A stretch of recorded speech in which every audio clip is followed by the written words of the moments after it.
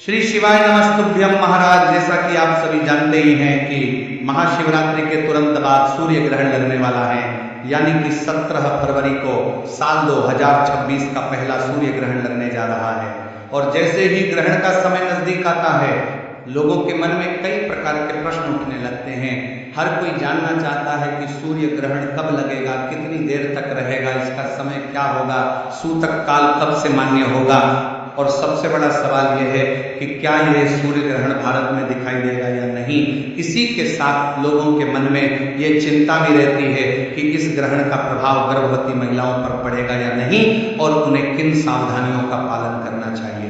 तो महाराज, इन्हीं सभी सवालों के जवाब आज हम इस वीडियो में विस्तार से समझने वाले हैं, ताकि आपके मन में किसी भी प्रकार का भ्रम न रहे और आप सही जानकारी के साथ इस दिन को संभाल सकें। क्योंकि अक्सर देखा जाता है कि अधूरी जानकारी के कारण लोग अनावश्यक डर या चिंता में पड़ जाते हैं।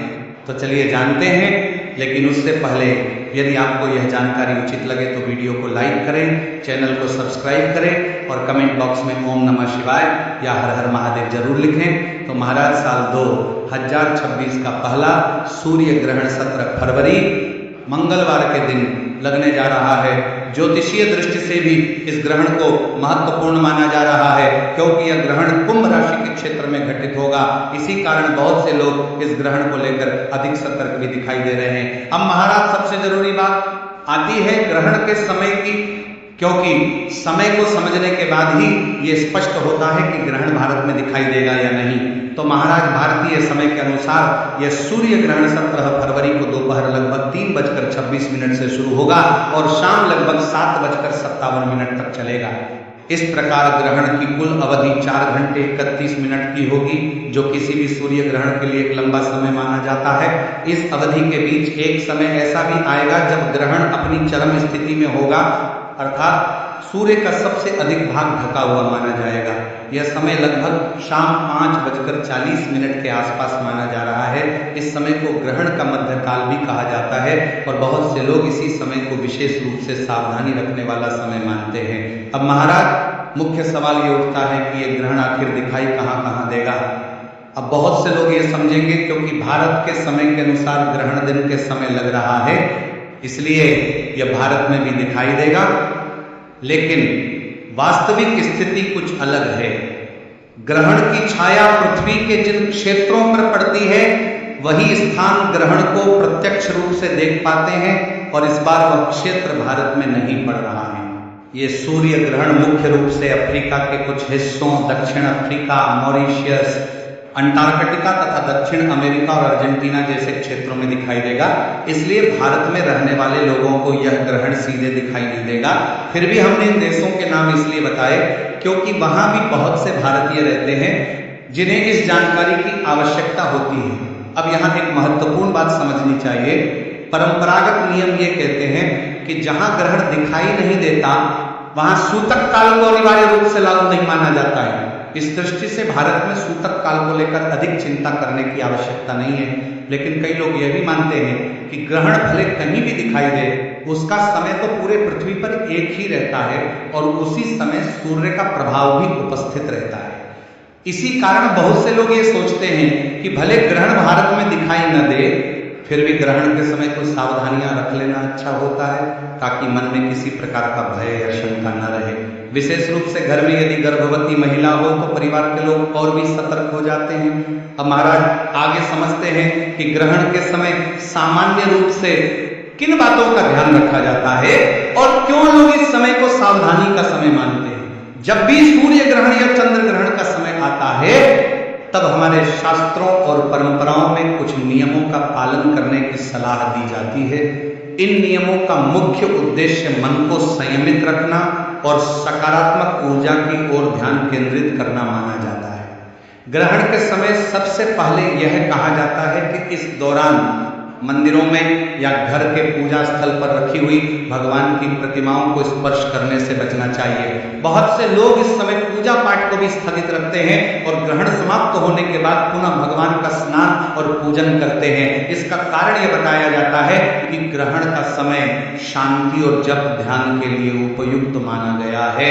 इसी के साथ ग्रहण के समय घर से बाहर निकलने से भी बचना चाहिए। माना जाता है कि इस समय अनावश्यक यात्रा या बाहर घूमना ठीक नहीं होता है।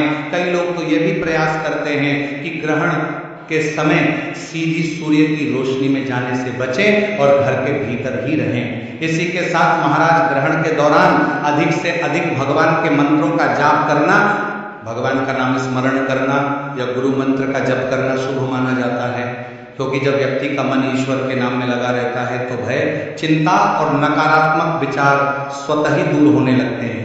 यही कारण है कि कई लोग ग्रहण के समय भजन सुनते हैं या ध्यान में समय बिताते हैं।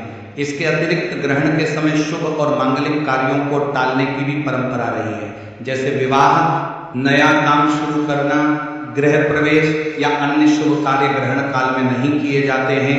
लोग ये मानते हैं कि इस समय किए गए कार्यों में बाधाएं आ सकती हैं, इसलिए ग्रहण समाप्त होने के बाद ही शुभ कार्य करना बेहतर माना जाता है। अब महाराज सबसे महत्वपूर्ण विषय पर आते हैं और वह है गर्भवती माताओं की सावधानी, क्योंकि जब भी ग्रहण का समय आता है तब सबसे अधिक चिंता गर्भवती महिलाओं को लेकर ही होती है। परिवार के लोग भी चाहते हैं कि इस समय मां और गर्भ में पल रहे शिशु दोनों सुरक्षित रहें। इसीलिए परंपरागत रूप से गर्भवती महिलाओं को ग्रहण के दौरान घर के भीतर रहने की सलाह दी जाती है और उन्हें कहा जाता है कि ग्रहण के समय बिना आवश्यकता घर से बाहर न निकलें। साथ ही इस समय किसी भी प्रकार की धारदार वस्तु जैसे कैंची, चाकू या छुरी का प्रयोग करने से बचें।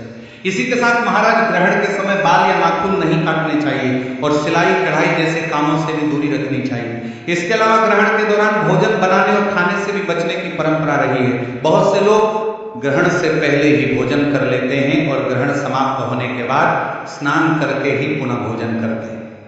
गर्भवती महिलाओं को इस समय शांत मन से बैठकर भगवान का स्मरण करने या भजन सुनने की सलाह दी जाती है, ताकि उनका मन शांत और प्रसन्न बना रहे।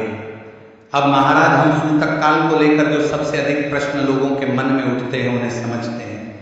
अक्सर जैसे ही ग्रहण की चर्चा शुरू होती है, लोग पूछने लगते हैं कि सूतक काल कब से लगेगा और इस दौरान क्या करना चाहिए और क्या नहीं। कई लोगों के मन में भ्रम भी बना रहता है, क्योंकि अलग अलग स्थानों पर अलग बातें सुनने को मिलती हैं। परंपरागत मान्यता के अनुसार सूर्य ग्रहण शुरू होने से लगभग 12 घंटे पहले सूतक काल आरंभ माना जाता है।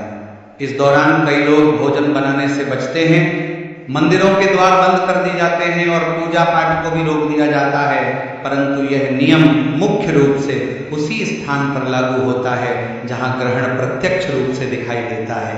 अब महाराज क्योंकि 17 फरवरी 2026 को लगने वाला सूर्य ग्रहण भारत में दिखाई नहीं देगा, इसलिए भारत में रहने वाले लोगों के लिए सूतक काल को अनिवार्य रूप से मानना आवश्यक नहीं माना जाता। इसी कारण सामान्य रूप से लोग अपने दैनिक कार्य करते रह सकते हैं और भोजन भी कर सकते हैं। फिर भी कुछ लोग अपनी श्रद्धा और परंपरा के अनुसार सावधानी रखते हैं। ये पूरी तरह व्यक्तिगत आस्था पर निर्भर करता है। लेकिन महाराज भले ही ग्रहण दिखाई न दे, फिर भी ग्रहण का समय तो वही रहता है और सूर्य का प्रभाव उस समय उपस्थित रहता है। इसलिए लोग कम से कम ग्रहण के वास्तविक समय के दौरान सावधानी रखने का प्रयास करते हैं। विशेषकर जिन घरों में गर्भवती महिलाएं होती हैं, वहां परिवार के लोग अतिरिक्त ध्यान रखते हैं। तो महाराज गर्भवती महिलाओं के लिए यह सलाह दी जाती है कि ग्रहण के समय वे आराम से घर के अंदर रहें और बिना आवश्यकता किसी प्रकार का भारी या जोखिम वाला काम न करें। इस समय मन को शांत रखना सबसे अधिक आवश्यक माना जाता है। बहुत से परिवारों में यह भी कहा जाता है कि ग्रहण के दौरान डरावने दृश्य, शोर शराबे वाले कार्यक्रम या तनाव पैदा करने वाली चीजों से दूर रहना चाहिए। इसके स्थान पर भजन सुनना, मंत्र जप करना या शांत वातावरण में समय बिताना अधिक अच्छा माना जाता है, क्योंकि माना जाता है कि मां की मानसिक स्थिति का प्रभाव गर्भ में पल रहे शिशु पर भी पड़ता है। ओम शिवाय नमस्तुभ्यं। भी पड़ता है। इसलिए ग्रहण के समय मन को शांत और सकारात्मक रखना सबसे अधिक महत्वपूर्ण बताया जाता है। इसके अलावा यह भी कहा जाता है कि ग्रहण के दौरान अधिक देर तक सोना उचित नहीं माना जाता, बल्कि व्यक्ति को जागकर भगवान का स्मरण करना चाहिए। अब महाराज अंत में हम समझते हैं कि जब सूर्य ग्रहण समाप्त हो जाता है तब परंपरागत रूप से किन कार्यों को करना उचित माना जाता है और लोग इस समय के बाद क्या सावधानियां अपनाते हैं। बहुत से लोग ग्रहण समाप्त होने के बाद घर और पूजा स्थल की शुद्धि का विशेष ध्यान रखते हैं। ग्रहण समाप्त होते ही सबसे पहले स्नान करने की सलाह दी जाती है। बहुत से लोग स्नान के जल में गंगा जल मिलाकर स्नान करते हैं क्योंकि इसे पवित्र माना जाता है। इसके बाद पूरे घर में भी गंगा जल का छिड़काव किया जाता है ताकि वातावरण को शुद्ध किया जा सके और सकारात्मकता बनी रहे। इसके बाद घर के मंदिर या पूजा स्थल में रखी भगवान की प्रतिमाओं को भी स्नान कराकर पुनः पूजन किया जाता है। लोग दीपक जलाते हैं, धूप या अगरबत्ती करते हैं और भगवान का स्मरण करते हैं। कई लोग इस समय दान पुण्य भी करते हैं क्योंकि ग्रहण के बाद दान को शुभ माना जाता है। इस प्रकार ग्रहण का समय समाप्त होने के बाद सामान्य जीवन फिर से पहले की तरह चलने लगता है। यहाँ एक बार फिर समझना जरूरी है कि इस बार का सूर्य ग्रहण भारत में दिखाई नहीं देगा और इसलिए सूतक काल को लेकर अधिक कठोर नियमों का पालन करना आवश्यक नहीं माना गया है। फिर भी बहुत से लोग अपनी श्रद्धा के अनुसार ग्रहण के समय कुछ सावधानियां रखते हैं ताकि मन में किसी प्रकार की चिंता या शंका न रहे। विशेष रूप से गर्भवती महिलाओं के लिए यही कहा जाता है कि वे इस समय अपने मन को शांत रखें, अनावश्यक डर या तनाव से दूर रहें और सकारात्मक वातावरण में समय बिताएं, क्योंकि सबसे महत्वपूर्ण बात यह है कि माँ का मन प्रसन्न और शांत रहे। तो महाराज इस प्रकार 17 फरवरी 2026 को लगने वाले सूर्य ग्रहण के समय हमें घबराने की आवश्यकता नहीं है, बल्कि सही जानकारी के साथ शांत मन से दिन को बिताना चाहिए। जहां तक संभव हो ग्रहण के समय कुछ सामान्य सावधानियों का पालन कर लेना उचित माना जाता है और ग्रहण समाप्त होने के बाद स्नान और पूजन करके अपने दैनिक कार्यों को पुनः प्रारंभ किया जा सकता है। ओम नमः शिवाय भक्तों, आज आपको पंडित प्रदीप मिश्रा द्वारा बताई गई जानकारी अगर अच्छी लगी हो तो हमारे चैनल को लाइक करिए, सब्सक्राइब करिए और ग्रहण से लेके जो भी अगर आपके मन में कोई संदेह है तो कमेंट करिए, हम उसको ज़रूर हल करेंगे, बताने की पूरी कोशिश करेंगे। हर हर महादेव।